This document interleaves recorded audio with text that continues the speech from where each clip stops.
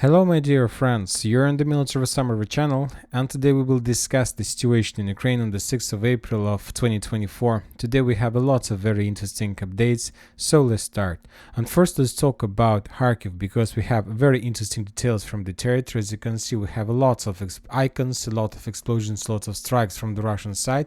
So first let's start from this area, and today the Russians published the video of how they managed to discover two Ukrainian multiple launch rocket systems. So when the video was published for the first time, the sources reported that on this video we can see the Vampire multiple launch rocket systems of Czech production. Later, the sources reported that one of the systems was obviously the Grad multiple launch rocket system, and very likely that another one was the Vampire. So according to information we have, the Ukrainians were planning to use this area and these two multiple launch rocket systems to attack Belgorod once again. Later we got more details from the area. As you can see, this is the video of the consequences of Russian attack. One Grad system destroyed. We see the lots of buildings were damaged because the multiple launch rocket systems were fully loaded with let's say missiles, so there was a secondary detonation, lots of damage to the area, and so on. Furthermore, we have the same video of strikes, but let's say some apartments where people were living, they were filming the situation at night. First there was a strike, was explosion, and then we can see the consequences of attack, and then we see the secondary detonation. And the sources reported that once again the Ukrainians were planning to attack Belgorod, and the thing is that if we calculate the distance between that position of multiple launch rocket systems to Belgorod itself, so we can make a conclusion that Ukrainians can attack, let's say, within 70 kilometers. And this is not, of course, the most important, that Ukrainians can use this distance of attack. The most important is that Ukrainians are using set cities, towns. So as you can see, the Ukrainians were attacking the Russians not from Ruska Lazova or Liptsi or, let's say, Kazachia Lopen, so somewhere among the fields, non-residential area. The Ukrainians were trying to attack Russia from, let's say, high-rise building area. So they were trying to hide, and of course this is not good, and this is one of the reasons why the Russians start bombing and attacking Kharkiv with air bombs, let's say, because they know that Ukrainians have significant number of artillery system inside, and this is the only option for the Russians. If you choose the town and choose these tactics to attack Belgorod, then the Russians don't have any other option but to attack, let's say, the Ukrainian forces inside of Kharkiv itself. Before the destroyed multiple launch rocket systems, the Russians published the video of destroyed radar in the vicinity of the village by the name of Dergachi.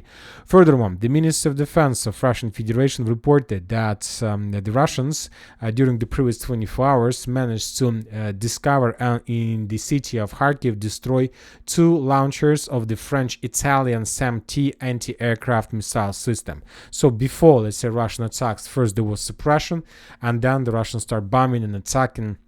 You know that Russians continue, let's say, bombing and attacking Ukraine and Kharkiv with Gerans. Another video from Kharkiv, just an explosion without any resistance from the Ukrainian side, without any air defense. You know that the NATO specialists and Western specialists are saying that if the situation continues to develop the same way, in 10 months, the population of Kharkiv will be up to 20% of the current population. So Kharkiv is the current population. Right now, there are around 1,300,000 people live inside in Kharkiv, and in 10 months the population is going to be around 20% of this number. So not so many as we understand, and before the special military operation there were even more. Furthermore, today a very, let's say, reliable person, the head of office of Zelensky, Yermak, was interviewed by Politico. He told us lots of very interesting things, and according to him, so that means according to Zelensky, according to probably intelligence information, Kharkov is the most likely target of the main strike during the summer offensive of the Russian armed forces. Head of Zelensky's office, Yermak, in an interview with Politico. So I'm not surprised. I think that we have no doubts that Kharkiv is going to be the next target. We see that the Russians for now are trying to force civilians to leave the area by bombing, by cutting off Kharkiv from electricity. The Russians have already suppressed air defense defense. The Russians have already suppressed and destroyed energy facilities, so it's impossible to live in this town. Just people who don't have, let's say, relatives in the central or western part of Ukraine can, let's say, old people will stay in Kharkiv, but most of the people who can move, who can still work, obviously will leave the area probably until, let's say, the end of Kharkiv offensive operation, because of course, as soon as Kharkiv is not Bakhmut, very likely that the Russians are not going to restore Bakhmut, because it's not so that town wasn't so important. Of course, in time Bakhmut will be restored as well, because it's logistic hub and so on, but it will be much more smaller than Bakhmut used to be. But when talking about Kharkiv, of course, as soon as the Russians establish control over the town, they will restore, they will invest money, because this is a big city and people will start returning. Of course, not like in a year, not in a month, but in 5 years, very likely the population of Kharkiv will be returned to the level of let's say 1 million, if the situation is going to develop in a wave of offensive operation on this area. Now we are moving further. We are going to Kupiansk area. During the previous 24 hours, we haven't received almost anything from the area, just reports of the Ministry of Defense, and that's it. Interesting details are coming from Siversk direction. Let's discuss the area. The most important updates are coming from Bilogorovka, of course. Different mappers continue updating their maps, showing additional Russian progress, let's say, on the base of the landfill.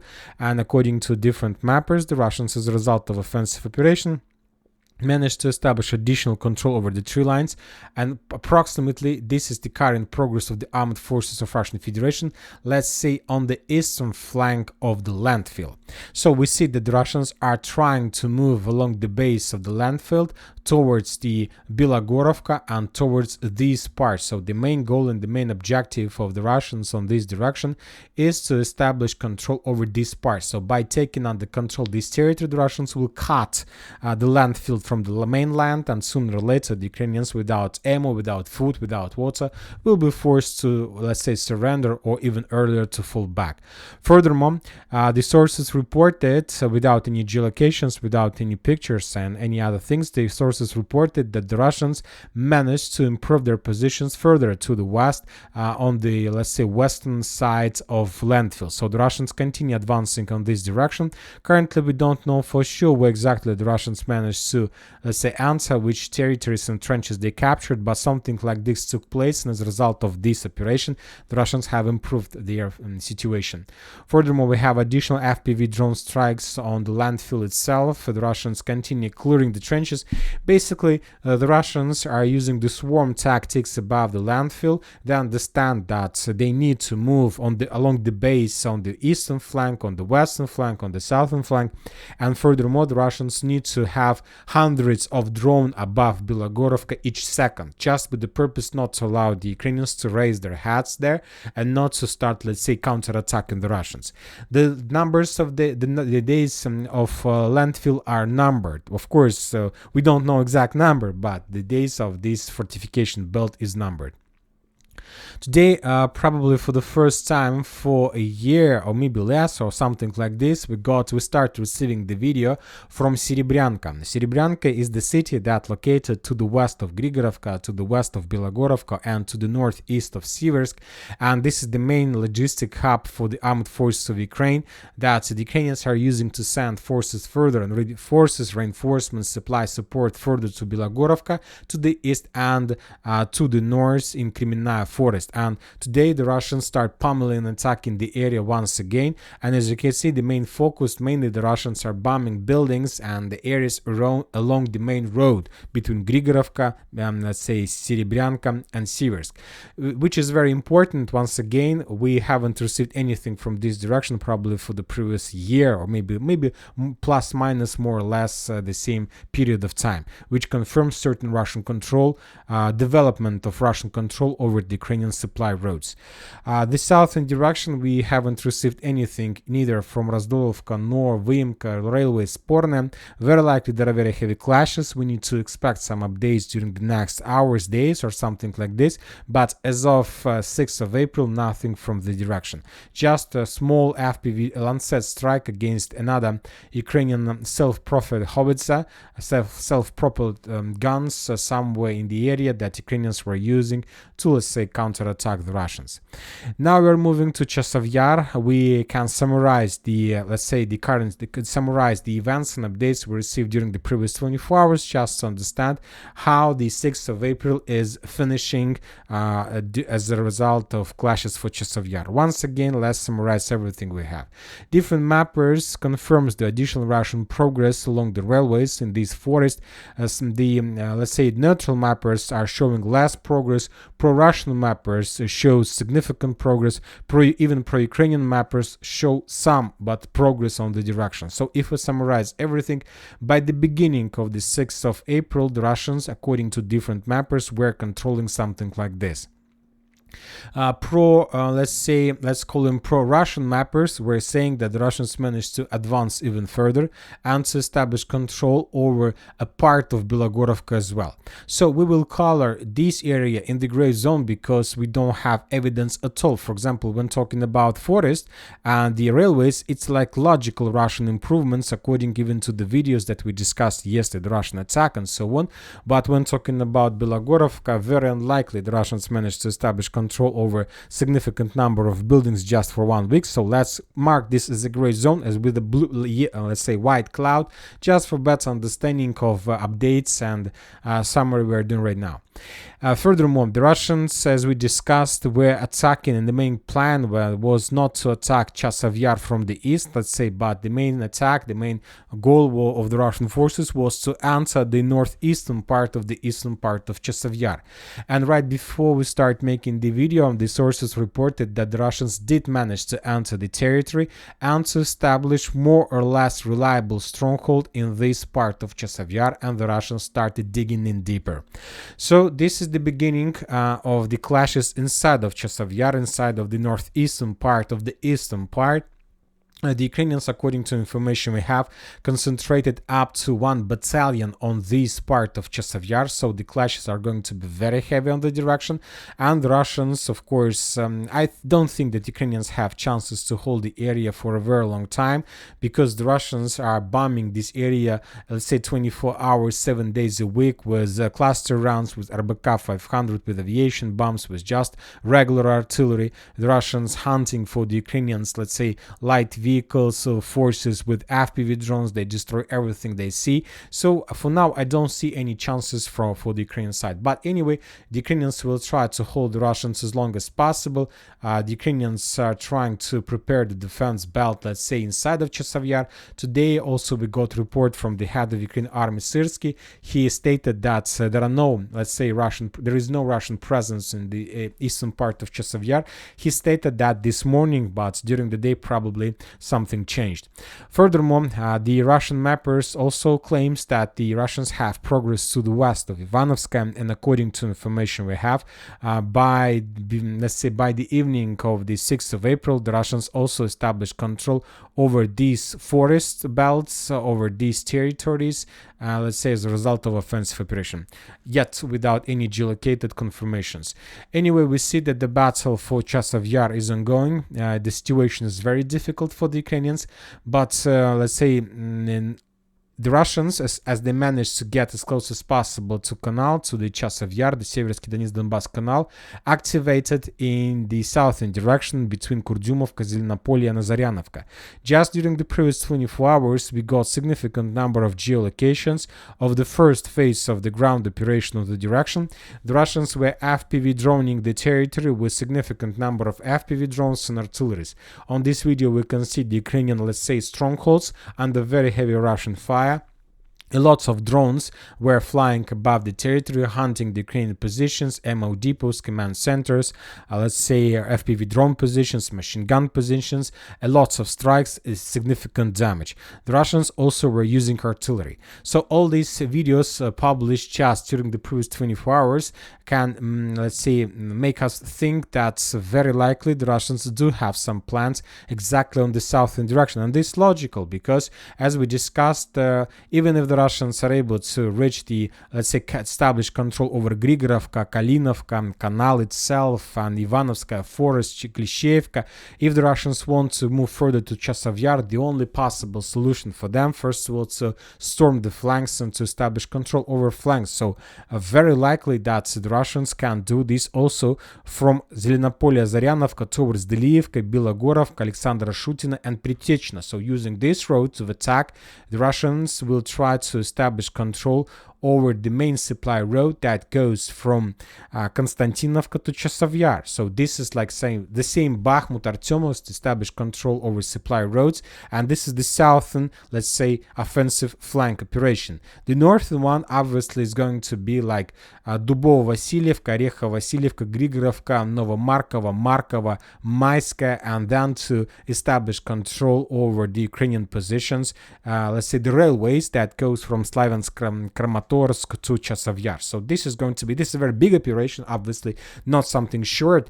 It's lots of maneuvers from the south, lots of maneuvers from the north, but the Russians, they almost the entire 2024 in front of them, and they can use this year. And obviously very likely the final battle for Chasiv Yar, let's say for the central and the eastern part of this stronghold, is going to take place very likely somewhere in August, not like in May, not in June, but somewhere in August, maybe in July, but not earlier, because there are still a lot of things to do. Now we are moving further to Avdiivka direction, where we also got significant number of details and updates. We have a lot of adjustments on the map, and the most important is that according to information we have and geolocations published by the Armed Forces of Ukraine, we can make a conclusion that the Russians established complete control over the central and the eastern part of Berdichi. Now the Ukrainians control just the western part of Berdichi, and that's it. So the part of Berdichi that located on the Ukrainian side of Durno River. So on the previous video we could see the FPV drone strikes on the Russian abandoned tank on the area. And that's it about Berdichi, Semyonovka. There are very heavy clashes. The Russians are moving but very slowly. The most important updates are coming from the Ukrainian stronghold, from the Ukrainian defense belt, the western defense belt, Umanska, Yasnobrodovka, Nitailova, and Pervomayska. So this is one of the most important defense belt on the western direction of Russian attack, and this defense belt will determine whether the Russians are able to finish the Avdiivka western offensive operation to start the offensive somewhere else, or they will be forced to delay offensive for another few weeks or something like this. So what can we see? Well, as you can see, there are a lot of geolocations. The battle for the western flank is about to be finished by the Russians. We have lots of interesting things. First, let's start from, let's say, the beginning, from the most important counter-artillery duels. Just for the April of 6 days of April, the Russians destroyed 1, 2, 3, 4, 5, 6, 7, 8 artillery geolocated 8 artillery systems to the west of Yasnobrodovka, Nitailova. So those artillery systems that Ukrainians were using to, let's say, slow down and attack the Russians. Just during the previous 24 hours, we have the destroyed Paladin in the vicinity of Karlovka water reservoir. The Russians discovered the Paladin with let's say some drones, and then as a result of Krasnopol hit, the Paladin was destroyed. Another, let's say a little bit to the southeast, we see the Ukrainians were trying to hide the tank and then to use the tank from hidden positions to attack the Russians, maybe in Nitailova, maybe in Pervomayska itself, but as a result of Krasnopol hit, that tank was also destroyed. To the north, in the vicinity of Mizhova, we see another Ukrainian we see the Ukrainian German M777 howitzer that was also destroyed as a result of counter-artillery duels with the use of Krasnopol. A little bit to the southeast, we see another self-propelled howitzer of the armed forces of Ukraine that was destroyed as a result of Lancet strike. So complete long-range and short-range superiority. Regarding and despite the Russian progress in artillery duels, the Russians understand that they're out of timings, they need to finish the battle, so that's why the Russians are sending one wave after another wave of armored vehicles trying to penetrate the Ukraine defense belt and to cut and to split the area into many pieces, many parts. The Ukrainians still have forces to repel the Russian attacks, but it's getting more and more difficult with more and more waves from the Russian side. On the video we can see a significant number of destroyed Russian armored vehicles, some among the fields. Just during that video we counted 1, 2, 3, 4, 5 armored vehicles destroyed during maybe not just previous 24 hours, maybe during the previous week, but as you can see that's a cemetery of armored vehicles. And the most important, and now we are coming to the most important updates, and the first important update is that the Russians destroyed the bridge between Umanska and Yasnobrodovka, between Umanska the northern and Manska the southern part. The Russians destroyed this bridge with some heavy artillery probably. Now there is no bridge anymore. Of course, we can't say that now the Ukrainians lose possibilities to redeploy forces from northern Manska to the southern Manska when talking about infantry, but very likely the Ukrainians lost possibilities to send forces, tanks and armored vehicles from the northern part to the southern part. So basically, if you can't send, let's say, vehicles from the north to the south, that means that you can't send forces at all. Now the Russians have a window of opportunity to start offensive operation to Butuli Street in Umanska, and very likely during the next 48 hours the Russians will establish complete control over the southern part of Umanska, and this is going to be the beginning of the end of battle for Karlovka water reservoir. Very interesting details are coming from Pervomayska. If you remember the previous configuration of the map, you may notice that most of the streets like Pershatravneva, all these streets and the fields were colored as a gray zone. Most of the mappers have already updated their maps showing this territory under Russian control in military summary channel. Just today let's say corrected the territory on the Russian color, because we just today received geolocations from the Ukrainian side of significant number of FPV drone strikes exactly in this area, and we used that let's say photos as the base, as the evidence that allow us to change the color. Now we see that there are just maybe less than 30% of the territory, 20-30% of Pervomayska still remains under Ukraine control, and very likely the Russians are about to finish the battle for Pervomayska during the next, let's say, 100 hours or something like this. The battle is about to be finished without, let's say, let's say, connections with Umanska and Ocheretina and Novostylovka Persha, very likely and very soon the Ukrainians will lose Yasnobrodovka, the southern part of Umanska, Pervomayska itself, and just Nitailova. Probably the Russians will storm for the next month or months and a half, but Nitailova will fall as well. And very likely after Nitailova, the Russians will make a short operational pause for regrouping, and by this time, very likely somewhere else, the Russians will continue offensive. And very likely that by the end of the storming of the western part of Avdiivka, the main activity, the main clashes are going to start taking place exactly on the South Donetsk direction, where the Russians also continue effective counter-artillery duels. Few more howitzers were destroyed during the previous 24 hours. Every single video was geolocated, every single video is fresh. Lots of howitzers are destroying every day, are being destroyed every day. The Ukrainians losing and losing and losing. Furthermore, the Russians move their focus very far to the west in direction of Uspenovka. There is a very big stronghold, as you can see, and the Russians were bombing the stronghold with multiple launch rocket systems.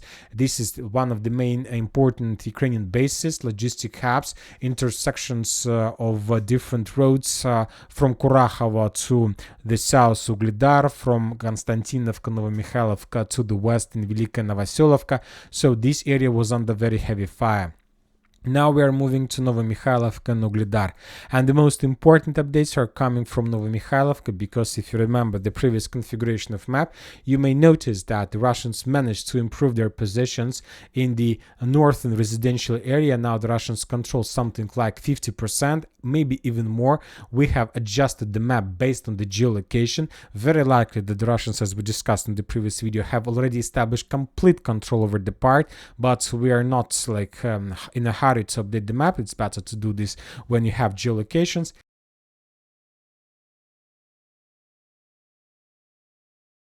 And we have a certain Russian progress in the central part. If you remember the previous geolocation, just during the previous probably 24 hours or 72 hours, the Russians managed to establish control over the streets. The Ukrainians published also the videos of FPV drone strikes and bombardments, bombings of the Russian forces, Russian troopers, Russian tanks in the area, FPV drone bombings, which confirms additional Russian progress from the central part further to the west in direction of the, let's say, the final streets and the final buildings of Novomykhailivka, Paraskovyevka, under very heavy artillery fire. The Ukrainians still use these roads. On this video, for example, the author of this video claims that they managed to discover the base or some positions of FPV drone operators that Ukrainians were using, let's say, to counterattack the Russians in Novomykhailivka, but as a result of accurate strike, that position was destroyed. I don't want to make any projections anymore about Novomykhailivka, because according to my previous projections, by the Wednesday of the previous week, the Russians would have already established control over the village, but there are still clashes, and obviously it's going to take additional week or maybe a little bit more, plus minus. But we also see a certain, not like certain, a very big activity of the armed forces of Russian Federation on Vuhledar direction. Another bombing with aviation of Ukrainian strongholds to the east of Vuhledar, to the south of Vadiana. Lots of FABs arrives every day with the purpose to reduce the Ukrainian defense belt. Another, let's say, Ukrainian positions in the coal mine to the southwest of Vadiana also was damaged by the Russians' FPV drones. And this is the area. There are a lot of big buildings, lots of high-rise constructions, and the Russians were attacking them, some communication equipment, radars, Starlink probably equipment, and so on. And this is was made by the Russians for some reason, like say to prepare the next phase of offensive. And also the Russians probably they discovered these positions a long time ago, but just today, probably before the possible offensive, the Russians destroyed the Ukrainian machine gun position right in front of Pavlovka, right in front of the village that the Russians probably going to use as one of the main roads of attack. So all these videos, and if we increase the numbers of this since the beginning of April, we're going to see significant number of geolocations, FABs, multiple launch rocket system strikes, FABs, let's say aviation bombs, artillery strikes on the area. And based on the concentration of geolocations, we can make a conclusion that very likely the Russians are going to attack Vuhledar once again on this way. The Russians are going to attack Vadiana coal mine this way. The Russians are going to attack from Mykoiska towards this defense belt this way. Very likely the Russians will start movements from Salotka to Vadiana this way. And also the Russians are going to move further to the west from Novomykhailivka, trying to bypass and semi-encircle Konstantinovka from the south and east. And as I understand, the Russians are not finishing the battle for Novomykhailivka just because of, let's say, preparation phase of Vuhledar offensive.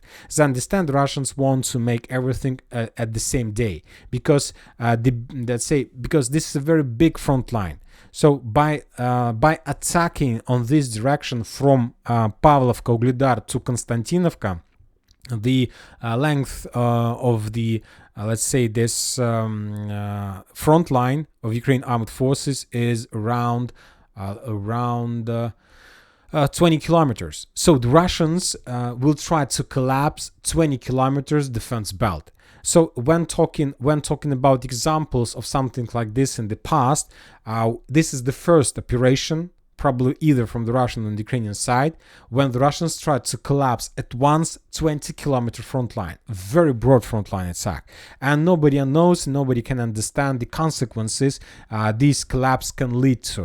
Maybe the Russians can collapse the front line so much so the Ukrainians would be able to stop the Russians just somewhere at Kurakhova or even further in the vicinity of Velika Novoselyovka. Anyway, Novomykhailivka battle has already ended. We understand this clearly. But now the Russians are trying to finish the preparation of Vuhledar, and then altogether all these two directions will be active, very active, and with the movements further to the west. South Donetsk direction, Velika Novoselyovka, Vremika tactical bridgehead, nothing special, no changes, just strikes, FPV drone strikes, the same thing I was used to see in the past in the previous days. Zaporozhye, no updates at all, and Kherson, the same story as used to be. Interesting details and reports are coming from Odessa. Today, the sources reported that the Russians managed to discover and to destroy in Odessa the air defense complex, Nasams air defense complex in the port of Ilychevsk. So the Ukrainians, since the beginning of the year, the Ukrainians, as you know, destroyed up to 3 Russian ships, right? All the time after another ship destroyed, the Russians were counterattacking the area. They were destroying the bases, productions, and so on. And it was about time to start probably another Ukrainian special operation to destroy another ship. And the thing is that, as you know, today the Russians, for the first time, for a very long time, used caliber to attack the Ukraine, the entire territory of Ukraine, with calibers. Before that, during the previous half year, the Russians were using Ha-101 missile, and today, for the first time, the Russians used caliber. What does it mean? That means that the Russians during the previous months spent lots of significant number of Ha-101 missiles. Now they need to, fill their, stocks to produce like a few thousands of these missiles, and let's say in 3-4 months they will be able to start using them again. But the thing is that the Russians can't stop attacking the territory of Ukraine with missiles, because the Ukrainians will be able to, let's say, restore air defense, restore some production. So that's why it's time to start using calibers, because during the previous half year the Russians managed to collect significant number of them, and the Black Sea and the Caspian are the only places that the Russians can use to attack Ukraine with calibers. So the Ukrainians understand this, so that's why the Ukrainians want to be prepared before caliber strikes, because caliber missile can be launched from submarines, from ships. So the Ukrainians will try to hunt and to attack the Russian submarines, and so caliber carriers. And of course the Russians don't want to lose the submarine in the Black Sea. This is going to be a very big disaster, very big, reputational losses. So that's why the Russians will intensify their bombings of Odessa during the next few days, just to reduce the Ukrainian possibilities. And today won one of those cases. The air defense systems was destroyed. The production areas of the Navy drones also were destroyed. So we'll see what is going to be next. But obviously the next phase of the Black Sea battle is going to be very interesting, because the Russians will be forced to, to attack with the missile, with caliber carriers. So that's why they will be not like they will be an easy, not easy, they will be more easy target for the Ukrainian Navy drones in comparison with the previous period of time. So that's why the Ukrainians will try to counterattack, and these all upcoming counterattacks can lead probably to even some losses. We'll see, of course, what is going to be, and then we will make some conclusions and so on. And probably that's it. Yes, that's it for today. Military Summary channel reminds you to condemn any violence in the world. Thank you for watching. Subscribe to my channel, put your likes, join my Patreon, and have a good day. Bye bye.